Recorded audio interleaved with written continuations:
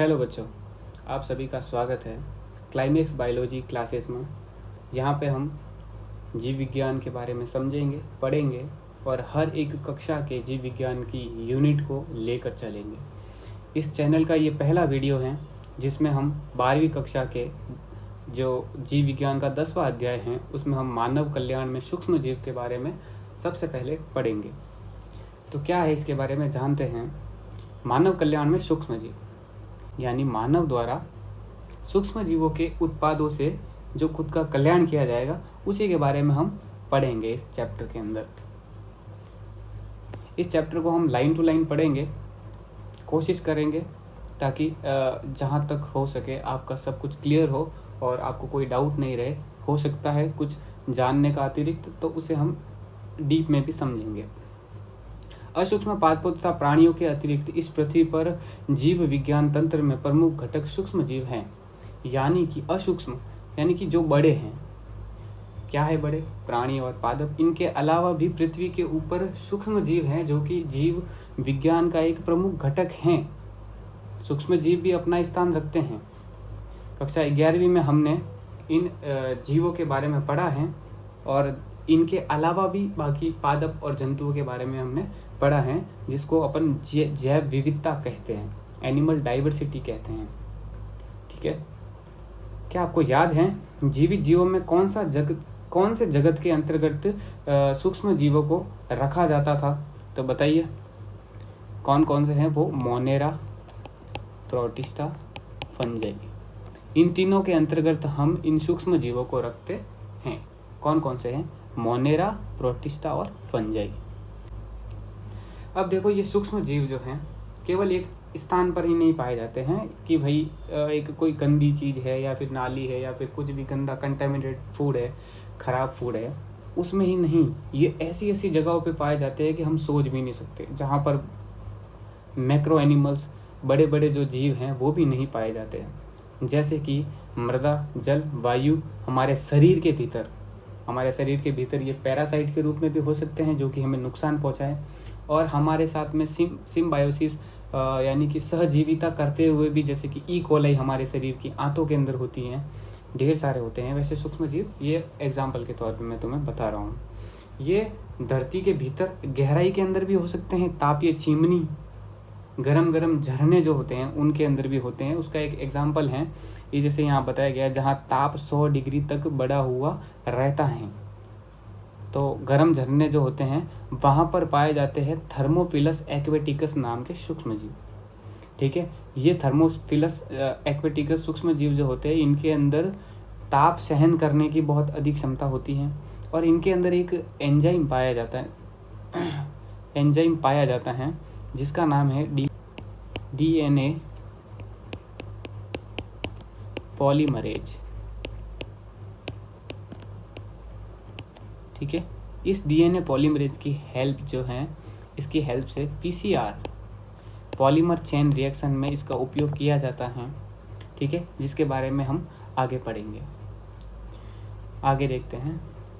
ये मृदा में कई गहराई के अंदर, ठीक है, और बर्फ़ की परतों के भीतर कई मीटर नीचे तक हो सकता है। उच्च अम्लीय वातावरण वाले स्थानों में भी पाया जाता है।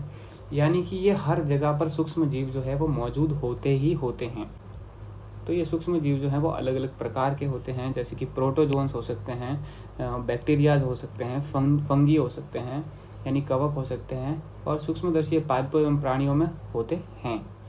अब इनके अंदर जो हैं हम देखते हैं कि इनके अलावा, बैक्टीरियाज के अलावा, फंगी के अलावा और भी कुछ सूक्ष्म जीव होते हैं, जैसे कि वायरस, जिसे विषाणु कहा जाता है, वायरॉइड। ठीक है, ये जो है ये भी एक प्रकार के विषाणु की तरह हैं जो कि पादपों के अंदर वायरस का काम करते हैं। फिर है प्रायोन्स, ये प्रोटीन निर्मित कुछ एलर्जी वाले कण होते हैं जो हमारे अंदर एलर्जी उत्पन्न करते हैं। कुछ सूक्ष्म जीवियों को चित्र 10.1 और 10.2 में दिखाया गया। देखिए, इस चित्र के अंदर अचित्र जो है वो है जीवाणु भोजी का। ये ऐसे सूक्ष्म जीव होते हैं जो कि जीवाणुओं के ऊपर भक्षण करते हैं, उनको खाते हैं, उनकी सतह के ऊपर चिपक जाते हैं, उनकी बाह्य जो भित्ति होती है उस पर चिपक जाते हैं, और चिपक कर अपना जेनेटिक मटेरियल जो होता है वो इसके अंदर छोड़ देते हैं। अब इससे क्या होगा कि ये इसके अंदर का पूरा जो सिस्टम को हाईजैक कर लेते हैं, पूरा सिस्टम अपने अंतर्गत ले लेते हैं, और उसके पश्चात ये जीवाणु जो है वो इन्हीं बैक्टीरियोफेज का निर्माण करने लगता है और एक समय के बाद फट जाता है और ये बहुत सारे जीवाणु भोजी का निर्माण करने लग जाता है। ठीक है, तो ये जीवाणु भोजी नाम से ही पता लगता है, जीवाणु भोजी यानी जीवाणुओं के ऊपर पर भक्षण करने वाला जीवाणु भोजी। ठीक है, उसके बाद में है एडिनो वायरस। ये एक जुकाम वाला वायरस है जो कि हमारे शरीर में होता है। ठीक है, और इसका एग्जाम्पल है राइनो वायरस। और ये है TMV, टोबैको मोजेक्ट वायरस। ठीक है, नेक्स्ट ये है बेटा अलग अलग प्रकार के बैक्टीरियाज जिनकी शेप दे रखी है यहाँ पे। ये है रॉड शेप यानी दंडाकार या छड़ाकार भी कह सकते हैं हम इन्हें। ठीक है, ये है गोलाकार, यहाँ पे नीचे नाम दे रखे हैं, दंडाकार, गोलाकार, और ये दंडाकार हैं जिनके पीछे पाई जाती है कशाभिका। ठीक है, दंडाकार बैक्टीरियम। और इन सब का साइज एंड शेप्स भी लिखा हुआ है कि इसको कैसे देख सकते हैं हम। सूक्ष्मदर्शी जिसकी पावर हो 1500x, यानी कि वो 1500 गुना हर चीज़ को बड़ा करके देखे। अब इस वाले चित्र में देख लो आप 50,000x की आवर्तित दंडाकार यानी कि आवर्ती मैग्निफिकेशन, इसको जूम किया गया है बहुत ज़्यादा। ठीक है बच्चों, उसके बाद में हम देखेंगे, अभी आगे देखते हैं, जीवाणु तथा अधिकांश कवकों के समान सूक्ष्म जीवियों को पोषक मीडिया पर उगाया जा सकता है।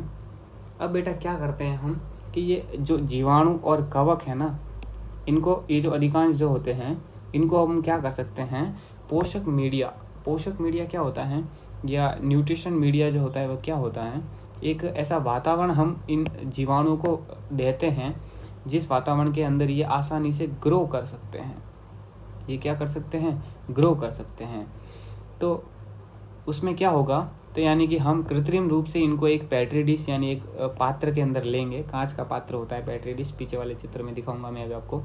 उसके अंदर इनको दिया जाता है कल्चर मीडिया, यानी कि ऐसा मीडिया जिसके अंदर इनके पोषक पदार्थ सारे के सारे हो, जिसके बाद उसमें अब कुछ भी हो सकता है, जैसे कि रक्त भी हो सकता है, ऊतक का टुकड़ा भी हो सकता है।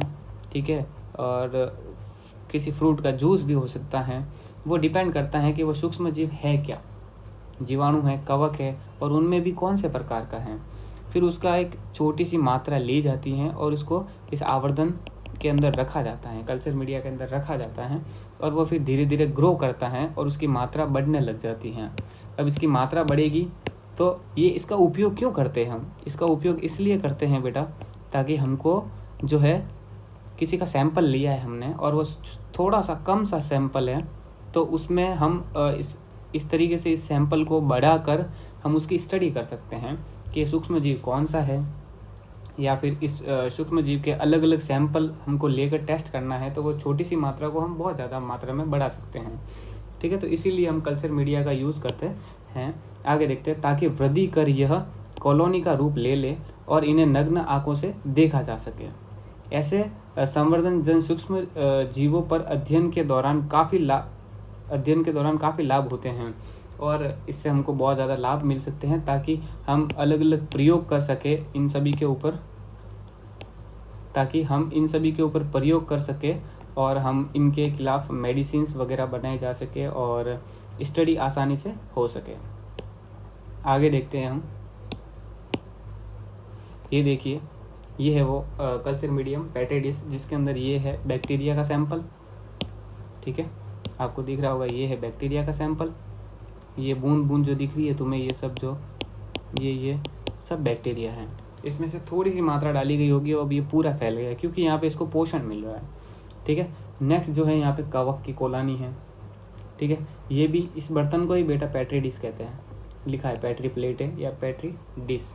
ठीक है, ये कॉलोनियाँ प्राप्त करती गई और इससे हम आगे स्टडी कर सकते हैं। इस पुस्तक के 8वें अध्याय में आपने पढ़ा होगा कि सूक्ष्म जीव मनुष्य के लिए बहुत खतरनाक होते हैं, रोग उत्पन्न करने वाले होते हैं, हानिप्रद होते हैं। लेकिन आप अभी देखेंगे कि कैसे ये कुछ सूक्ष्म जीव जो है वो मानव कल्याण में भी उपयोगी हैं। ठीक है, और इसमें सबसे पहला टॉपिक आता है 10.1, जिसमें हम क्या करते हैं, घरेलू उत्पादों में सूक्ष्म जीवों के उपयोग देखते हैं। यानी जो दैनिक जीवन में हम घर के अंदर जो उत्पादों का उपयोग करते हैं उनमें कैसे इन सूक्ष्म जीवों का कुछ ना कुछ योगदान है। उसमें बेटा सबसे पहले आता है, जो दूध से दही बनता है ना, उसमें कौन से बैक्टीरिया या फिर कौन सा सूक्ष्म जीव है उसका उपयोग होता है, तो उसमें कौन उस घटना में भाग लेता है, तो बेटा वो है लैक्टोबैसिलस। ठीक है, लैक्टोबैसिलस एक बैक्टीरिया है या मैं कहूँ जीवाणु है, जिनकी एक पूरी ग्रुप को कहा जाता है LAB, लैक्टिक एसिड बैक्टीरिया। क्या कहा जाता है, लैक्टिक एसिड बैक्टीरिया। ये क्या करते हैं बेटा, दूध के अंदर वृद्धि करते हैं, ठीक है, और दूध को दही में बदल देते हैं। ये कुछ नहीं करते हैं, ये जो दूध का प्रोटीन होता है ना उसको स्कंदित कर देते हैं। स्कंदित क्या होता है, अब स्कंदित का मतलब है, जैसे आपने एग देखा होगा, ठीक है, जो एग खाते हैं या फिर कहीं पे आपने टीवी पे ही देखा होगा, जो अंडा होता है उसके खोल के अंदर वो लिक्विड में होता है, ठीक है, यहाँ पे होता है यॉक होता है येलो येलो, ठीक है, और चारों ओर होता है एग वाइट, ठीक है, चारों ओर होता है एग वाइट। तो ये लिक्विड तौर पे होता है, लेकिन हम जैसे ही इसको नमक के पानी में उबालते हैं, ठीक है, तो फिर ये हम जब इसको फोड़ते हैं तो ये बिल्कुल, मैं कैसे कहूँ, मतलब एक जमा हुआ मिल जाता है हमको, बिल्कुल स्पंज जैसा, ठीक है। तो उसी प्रक्रिया को हम कहते हैं स्कंदन, ठीक है। तो यहाँ पे क्या हो जाता है, दही का स्कंदन हो जाता है और आंशिक रूप से पच जाता है, ठीक है, आंशिक, पूरी तरीके से नहीं, आंशिक रूप से कुछ तरीके से पच जाता है। दही की थोड़ी ही मात्रा डालते ही वो दूध जो है वो डालते ही, मतलब कुछ उसको रूम टेम्परेचर पे भी रखना पड़ता है, और उसके बाद में कुछ समय बाद में हम देखते हैं तो एक थोड़ी सी मात्रा भी दही की जो है वो दूध को किस में बदल देती हैं, दही में, जिसको हम नॉर्मल भाषा में जावण कहते हैं, ठीक है, और या फिर हम हिंदी में कहेंगे आरंभक, या फिर इंग्लिश में कहेंगे इनोकुलम, ठीक है, इंग्लिश में कहा जाता है इनोकुलम, ठीक है, इनोकुलम कहा जाता है। उसकी थोड़ी सी मात्रा जब हम डालेंगे दूध के अंदर, इनोकुलम को डालेंगे दूध के अंदर, तो वो किस में बदल जाएगा, दही में बदल जाएगा, ठीक है। आगे देखते हैं। अब बेटा जो ये लैक्टिक एसिड बैक्टीरिया होते हैं, ठीक है, ये इनको अगर इनके हर एक सूक्ष्म जीव को जो है वृद्धि करने के लिए फिक्स टेम्परेचर की जरूरत होती है, ठीक है, और इनको भी अगर उपयुक्त ताप मिल जाता है तो ये कई गुना वृद्धि करने लग जाते हैं, और दूध जो है वो दही में भी जल्दी से बदल जाता है, ठीक है। अब इस दही के अंदर और इस पदार्थ के अंदर जो है वो विटामिन B12 की मात्रा जो है वो बहुत अच्छी होती हैं, इसीलिए डॉक्टर्स कहते हैं कि आप दही खाइए। जिसको पाचन की समस्या होती है उनको कहते हैं कि दही खाइए, ठीक है, और पेट की समस्या दूर होती है, ठीक है। हमारे पेट में भी सूक्ष्म जीवों द्वारा उत्पन्न होने वाले रोगों को रोकने के लिए, हाँ बिल्कुल, हमारे शरीर के अंदर जो ये रोग होते हैं, पेट के अंदर पेट की समस्या है, उसको रोकने के लिए LAB, लैक्टिक एसिड बैक्टीरिया जो है, इसकी बहुत बड़ी भूमिका होती है। इसीलिए दही खाना चाहिए हमको, खाने के साथ में रोज़ दही खाना ही चाहिए। अब बेटा देखते हैं नेक्स्ट, जो हम इडली बनाते हैं, ठीक है, इडली बनाते हैं तो हमको पता होगा इडली कितनी स्पंजी होती है ना। और उससे पहले भी जब कभी भी मम्मी बनाती है रसोई में इडली डोसा, तो हम देखते हैं कि मम्मी ने कुछ बनाया है, ठीक है, रवा वगैरह, आजकल तो सोडे का उपयोग करते हैं, ठीक है, लेकिन यहाँ पे हम देखेंगे कैसे सूक्ष्म जीव भी इस प्रक्रिया में भाग लेता है। तो एक ईस्ट नाम का एक सूक्ष्म जीव होता है, ठीक है, जिसका नाम है सैकेरोमाइसिस सेरेविसी। अब ये क्या करता है बेटा, जो ये हम रवा बनाते हैं इसके अंदर ये किण्वन की प्रक्रिया करता है। किण्वन बेटा एक प्रक्रिया होती है जिसमें ग्लूकोज जो होता है वो बदल जाता है इथेनॉल या फिर मैं कहूँ एल्कोहल के अंदर, ठीक है, और इस प्रक्रिया को कहा जाता है फर्मेंटेशन। और ये फर्मेंटेशन की प्रक्रिया होती है ऑक्सीजन की अनुपस्थिति में, ठीक है बेटा। अगर ऑक्सीजन की उपस्थिति होती है तो फर्मेंटेशन की जगह पे हो जाता है ग्लाइकोलाइसिस। ग्लाइकोलाइसिस के बाद में ये क्रेब्स साइकिल, और क्रेब्स साइकिल के बाद में ये जाएगी ईटीएस के अंदर, जो कि वो अलग है, लेकिन हमको यहाँ पे फर्मेंटेशन देखना है। ठीक है, फिर आगे देखते हैं। तो होता क्या है कि ये जो कवक हैं या फिर ये जो यीस्ट है, जिसे बेकर्स यीस्ट कहा जाता है, सैकेरोमाइसिस सेरेविसी, ये क्या करता है, इस रवे के अंदर धीरे धीरे धीरे धीरे फर्मेंटेशन करता है, जिसकी वजह से CO2 बनने लग जाती हैं। अब ये जो CO2 जो होती हैं, ये इसको ऊपर उठाती जाती है, धीरे धीरे ऊपर उठाती जाती हैं। जैसे आपने देखा होगा, ब्रेड खाई होगी आपने कभी भी तो ब्रेड के अंदर आपने छेद देखे होंगे, बहुत सारे छेद होते हैं। वो क्या होता है, वो सब CO2 ही होती हैं। CO2 के कारण ही वो अंदर बुलबुले बने हुए होते हैं। तो ऐसे ही बुलबुले बना देते हैं। तो इसका उपयोग हम इडली डोसा बनाने में भी करते हैं और ब्रेड बनाने में भी करते हैं। ठीक है, और ऐसी जो यीस्ट है, इसको बेकर्स यीस्ट भी कहा जाता है। ठीक है, तो इसको यहाँ पे किस नाम से जाना जाएगा, बेकर्स यीस्ट, या फिर जो इसका नाम है सैकेरोमाइसिस सेरेविसी। अब नेक्स्ट है, हमारे भारत के कुछ दक्षिणी भागों जैसे कि केरल में एक पारंपरिक पेय है जिसे टोडी कहा जाता है। अब ये टोडी जो है वो ताड़ के वृक्ष से प्राप्त होता है, पाम ट्री जो होता है उससे प्राप्त होता है। अब इसको बनाने के लिए भी हम ऐसे ही इसको बनाया जाता है, इसका किण्वन करके बनाया जाता है।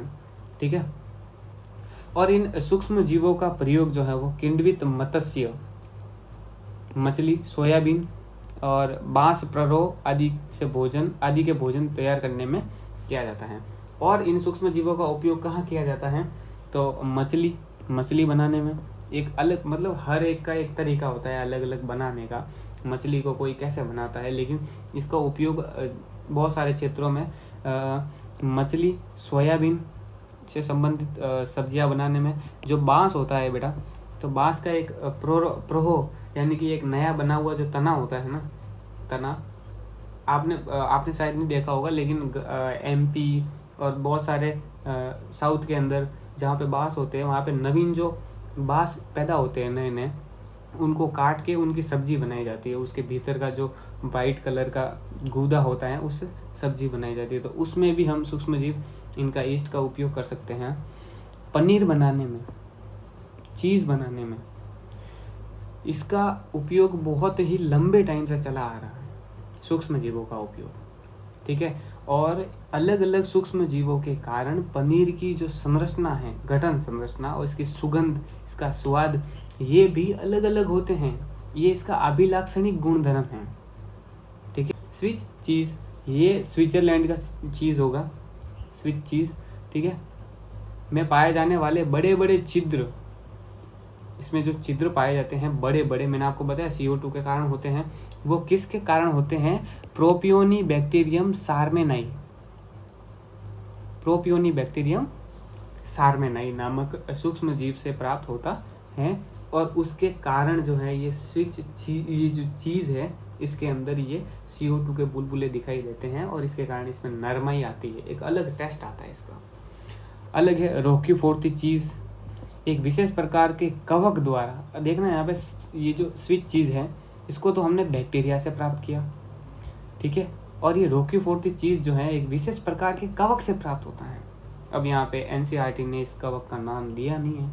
ठीक है, और इस रोक्यूफोर्ती चीज़ की जो है वो सुगंध जो है वो एक विशेष प्रकार की होती है। और इस रोक्यूफोर्ती चीज़ के अंदर ये जो कवक जो है, इसका नाम है पेनिसिलियम रोक्यूफोर्ती। क्या नाम है, पेनिसिलियम रोक्यूफोर्ती। शायद ये आपके काम का नहीं है, याद हो जाए तो ठीक है, नहीं हो तो कोई दिक्कत नहीं। रोक्यूफोर्ती,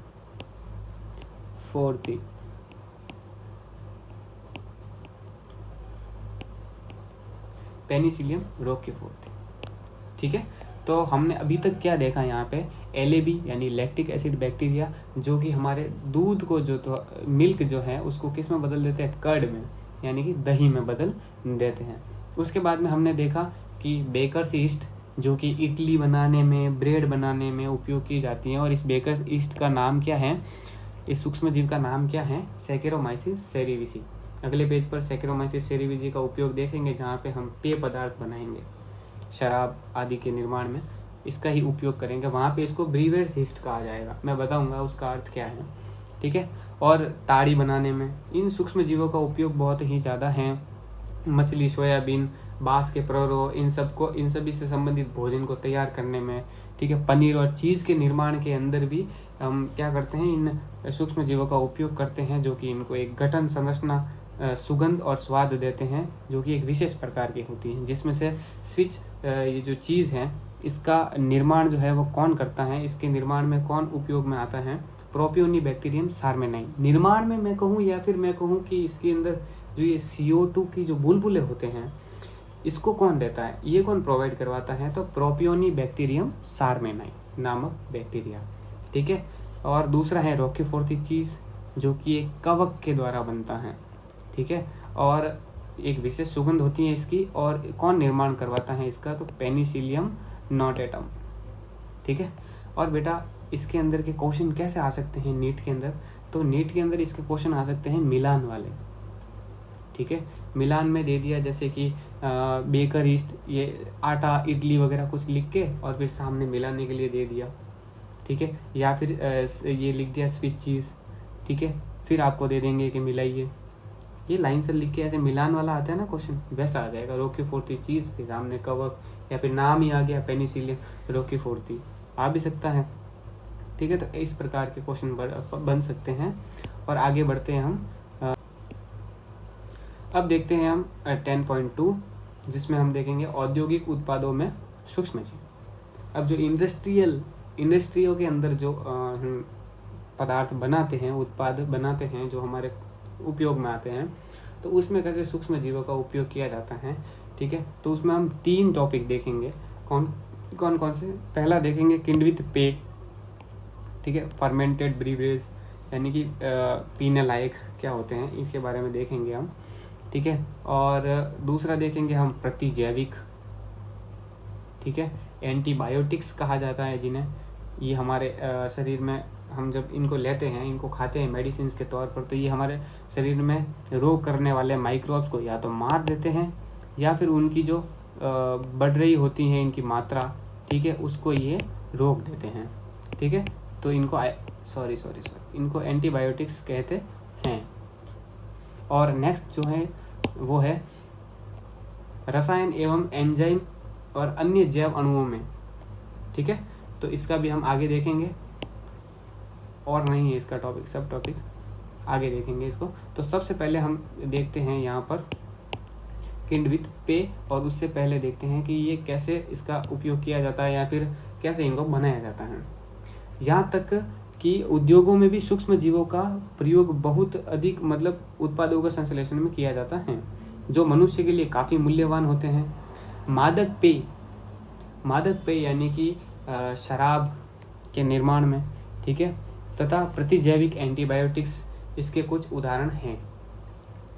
व्यावसायिक पैमाने पर सूक्ष्म जीवों को पैदा करने के लिए बड़े बर्तन की आवश्यकता होती है। अब बेटा सूक्ष्म जीवों को पैदा करने के लिए, या फिर सूक्ष्म जीवियों की मात्रा बढ़ाने के लिए हमको बहुत बड़े बड़े बर्तनों का उपयोग करना पड़ता है। वहाँ पे हमने पेट्री डिश में उत्पन्न किया था, वो प्रयोगशाला थी। यहाँ पे हमको उद्योगों के अंदर उत्पादों को बनाने के लिए करना है, तो कुछ छोटी सी मात्रा तो चाहिए नहीं, हमको बहुत सारी मात्रा चाहिए होगी, ठीक है। तो ऐसे बर्तनों को हम क्या कहेंगे? फर्मेंटर या किण्वक कहेंगे। और इसके अंदर बहुत सारा अच्छा पोषक पदार्थ होगा, जो कि इनको आवश्यक होगा, ठीक है। फिर यहाँ से इनकी मात्रा निकाल दी जाएगी और फिर आगे उपयोग किया जाएगा, ठीक है। आगे देखते हैं। सबसे पहले किण्वित पेय। सूक्ष्म जीव विशेषकर यीस्ट का उपयोग प्राचीन काल से वाइन, बियर, विस्की, ब्रांडी, रम जैसे पेय उत्पादों को बनाने में किया जाता आ रहा है, ठीक है। अब बेटा ये जो वाइन, विस्की, ब्रांडी, रम, ये जो है बियर वगैरह, इनका निर्माण जो है ये किण्वन विधि द्वारा ही होता है, और ये जो है अलग अलग उत्पादों से मिलके बने हुए होते हैं। सूक्ष्म जीव तो है ही है इसमें, सूक्ष्म जीव जो है वो तो भाग लेता ही है। उसके अलावा ये बियर, विस्की, ब्रांडी, रम, वोडका, ये जितनी भी है ये डिपेंड करती हैं कि इसमें अपन ने ये इसके अंदर कच्चा माल क्या उपयोग में लिया है। ठीक है, हो सकता है हम इसमें चावल उपयोग में ले, मक्का उपयोग में ले, अंगूर उपयोग में ले, ठीक है, या फिर ये जो धानों की खली होती है इसका उपयोग करें। ठीक है, ये उपयोग के आधार पे जो है ये अलग अलग होते हैं। और साथ ही साथ इनको 2 कैटेगरी में और बांटा गया है। जिनको आसवन विधि द्वारा प्राप्त किया जाता है वो अलग होंगे, और जिनको आसवन के अतिरिक्त विधि द्वारा प्राप्त किया जाते हैं वो अलग होंगे, जिसके बारे में हम आगे देखेंगे। ठीक है, इस उद्देश्य की पूर्ति के लिए वही ईस्ट सैकेरोमाइसिस सेरेविसी जो सामान्यतः ब्रीवर्स ईस्ट के नाम से प्रसिद्ध है, यहाँ पे इसको, वहाँ पे इसको बेकर्स ईस्ट कहा गया था, यहाँ पे इसको ब्रीवर्स ईस्ट कहा जाएगा। ब्रीवर्स का मतलब है बियर, बियर के उत्पादन में जो उपयोग आने वाली ईस्ट है उसको क्या कहेंगे, ब्रीवर्स ईस्ट। और बियर के उपयोग में, किस, बियर के निर्माण में, ठीक है ना, ऐसे ही कहा जाता है बियर के निर्माण में नॉर्मल भाषा के अंदर। और ये बेटा इसके अंदर होती है प्रचुर मात्रा विटामिन बी की, इसलिए इसको कहा जाता है ब्रीवर्स ईस्ट। ब्रेड बनाने तथा माल्टीकृत धान्यों, फलों के रसों में एथेनॉल उत्पन्न करने में प्रयोग किया जाता है। अब देखना यहाँ पर बताया गया माल्टीकृत धान्यों, यानी कि ऐसे अनाज जिसमें माल्ट की मात्रा अधिक होती है, माल्टीकृत धान्य जो होते हैं वो। और फलों के रस, कुछ फलों के रस होते हैं उनके अंदर भी फर्मेंटेशन के द्वारा हम एथेनॉल को उत्पन्न कर सकते हैं। होता क्या है, अब इन धान्यों या फिर हम कहें फलों के रसों के अंदर ग्लूकोज होता है। ठीक है, ये ग्लूकोज ग्लाइकोलाइसिस के द्वारा 2 पायरूवेट में बदल जाता है, 2 मॉलिक्यूल्स ऑफ पायरूवेट। ठीक है, ग्लाइकोलाइसिस प्रक्रिया द्वारा। और ये 2 पायरूवेट जो हैं उसमें से 2 मॉलिक्यूल CO2 के निकल जाते हैं। ठीक है, और ये बदल जाता है 2 एसिटाल्डिहाइड। ठीक है, 2 एसिटाल्डिहाइड में शॉर्ट में लिखा है, आप अच्छे से लिख लेना, जगह नहीं यहाँ पे इसलिए। ठीक है, और फिर ये हो जाता है अपचयित। क्या हो जाता है, अपचयित। और आपको पता ही है अपचयन में क्या होता है, हाइड्रोजन आके जुड़ते हैं। क्या आके जुड़ते हैं बेटा, हाइड्रोजन। तो ये किस में बदल जाता है, 2 इथेनॉल में बदल जाता है। आपको पता है ना, ये एल्डिहाइड के अंदर कुछ ऐसी बॉन्डिंग होती है, ऐसी। ठीक है, अगर मैं इसको हाइड्रोजन दे दूं, क्या दे दूं, अधिक मात्रा में हाइड्रोजन, तो ये क्या करेगा, यहाँ से एक बॉन्ड, यहाँ से जो है वो एक बॉन्ड टूट जाएगा। ठीक है, और यहाँ पे आके कौन जुड़ जाएगा, हाइड्रोजन। जब इसकी वैलेंसी पूरी हो जाएगी, यहाँ से एक हाइड्रोजन जुड़ जाएगा। तो बताओ अब क्या ये ऐसा बन गया कि नहीं बन गया, अरे हाँ या ना। ठीक है, तो इसी को ही हम क्या कहते हैं, अल्कोहल। ठीक है, तो ऐसे ही ये किस में बदल गया, एसिटाल्डिहाइड जो है वो अपचयन के द्वारा किस में बदल गया, 2 इथेनॉल में। और ऐसे ही निर्माण हो जाता है इथेनॉल का। आप सभी को बात समझ में आई होगी। ठीक है, अब जो है ये इस प्रकार से अल्कोहलिक जो पदार्थ हैं, पेय पदार्थ हमको प्राप्त हो जाता है। फिर किण्वन तथा विभिन्न प्रकार के संसाधन, जैसे कि आसवन या फिर आसवन के बिना, आसवन और उसके बिना कच्चे पदार्थ पर निर्भर करती हैं। अब किस किस पे निर्भर करती हैं ये, या तो आसवन पे निर्भर करती हैं कि ये आसवन से बनी है शराब, या फिर ये बिना आसवन के बनी है, तो वो एक प्रकार हो गया। दूसरा क्या है कि कच्चा पदार्थ कौन सा है, मैंने अभी आपको बताया ना, अंगूर भी हो सकते हैं, कच्चे धान भी हो सकते हैं, फ्रूट भी हो सकते हैं, फ्रूट का जूस भी हो सकता है। ठीक है ना, तो उस आधार पे जो है वाइन और बियर, कौन सी, वाइन और बियर जो है वो आसवन के बिना बनती हैं। ठीक है, वाइन और बियर जो है वो क्या बनती है, आसवन के बिना, जबकि विस्की, ब्रांडी और रम जो है वो किण्वन के रस के आसवन के द्वारा बनाई जाती है। यानी जो किण्वित रस होता है ना, उसका आसवन विधि के द्वारा जो उससे प्राप्त होता है अलग अलग, उसको हम क्या कहेंगे, ये विस्की, ब्रांडी और रम। बात समझ में आई आपको। और ये यहाँ पे फोटोग्राफ से दे रखे हैं इनके संयंत्रों के, ये किण्वन का पूरा संयंत्र है। ठीक है, और यहाँ पे फर्मेंटर है जिसके अंदर इन सूक्ष्म जीवों को बनाया जाता है। और आज का लेक्चर यहीं तक का होगा, क्योंकि यहाँ तक जो है वो बहुत कुछ आ चुका है, और मैं नहीं चाहता कि मैं एक साथ में सब घास काटूं, और मैं नहीं चाहता कि आप भी घास काटें। ठीक है, ताकि ये जो भी हमने अभी तक जिन सूक्ष्म जीवों को पढ़ा है उनको आप रुक रुक के रिवाइज करें। और इसी के बाद मैं नेक्स्ट वीडियो डालूँगा जल्दी ही, और सब्सक्राइब कर लेना, आप लाइक कर लेना। ये मेरे चैनल का पहला वीडियो है। अगर आपको किसी प्रकार की कुछ कमी लग रही है, मेरा ये पहला वीडियो है, तो आपको अगर किसी प्रकार की कोई कमी लगे तो नीचे आप अपना सजेशन लिख सकते हैं। साथ में मिलकर सीखेंगे और बहुत अच्छा करेंगे। धन्यवाद।